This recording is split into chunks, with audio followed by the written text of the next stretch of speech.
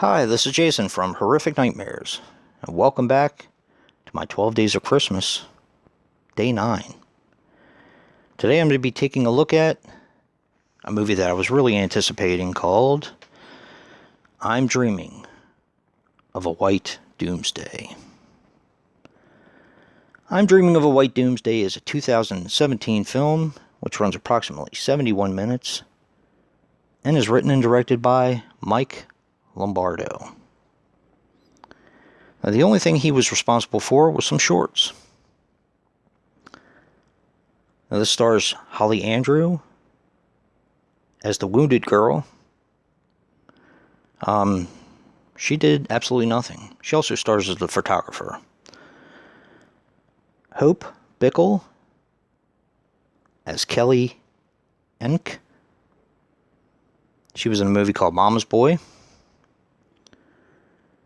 Reeve Blasi as Riley. There's no credits to his name because he's a kid. And finally, Damien Maffel as Simon. He was in the movie Haunt, Monsterland 2, and The Strangers Pray at Night. Now, this movie had a $100,000 budget, but it's kind of hard to tell because it was done extremely well. This has a very, very simple premise, and there's really only so much I can talk about without giving away key plot points of the movie, so it kind of goes like this. In the beginning, you see a family having a kind of a traditional Christmas with the Christmas cookies and waiting for Santa. But it's all a bad dream because this family, which consists of Simon, Riley, and Kelly, live in their basement because a disaster has happened. They don't really get into what that is. I'm assuming it's a nuclear war or some kind of chemical agent. But they don't really get into it. And that's fine. You don't really need to know. The acting in this movie is fantastic. The set design is fantastic. The special effects are also pretty darn good. Now, this family lives in the basement, and in the beginning, the father, Simon, leaves to go get supplies for the family. He has to wear a gas mask, which has pretty much led me to believe that this is something chemical or radiation based. While they're gone, you see a mother interacting with her child as it's getting close to Christmas. Now, I'm going to be honest with you. I was really anticipating this movie, and while I really enjoyed it, the end let me down a little bit, and I'll explain why. It's because I basically didn't understand it. I'm not going to lie.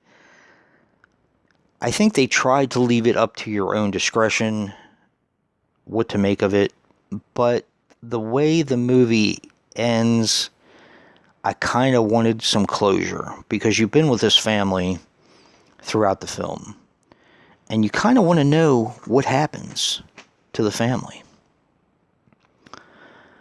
So, like I said, the ending kind of left me a little dry, but the film it's actually fantastic. And I don't mind endings where you kind of have to insert your own belief or what you think happened.